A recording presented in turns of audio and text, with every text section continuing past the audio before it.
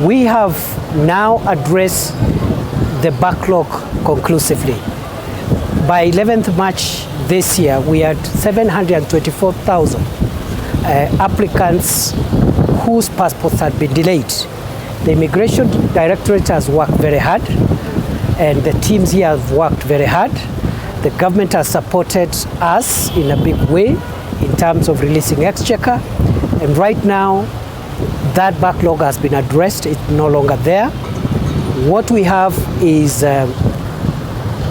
50,000 passports that are already printed from the backlog, but they are not collected.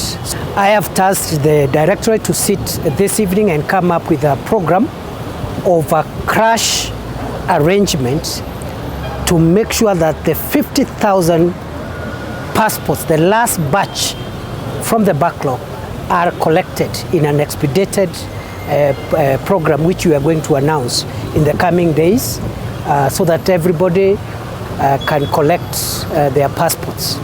May last year, we did announce that we are going to reform service delivery because at that time we had serious production problems and we had people who had waited for years, a year, 2 years, 6 months, 9 months to get passports. They had paid for the service, they could not get the booklets. We had a number of challenges that time.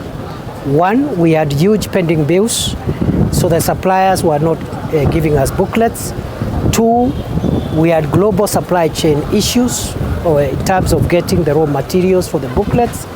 Three, our passport printer had broken down, and therefore we were in a state of paralysis. The demand also surged because of the government labor export program, and a combination of all those factors, as well as also corrupt practices by cartels and criminals who are hanging around here, taking advantage of those problems to extort money. That really caused a huge crisis here. The new applicants, we have given a commitment. Now that we have sufficient booklets, we have sufficient printing capacity.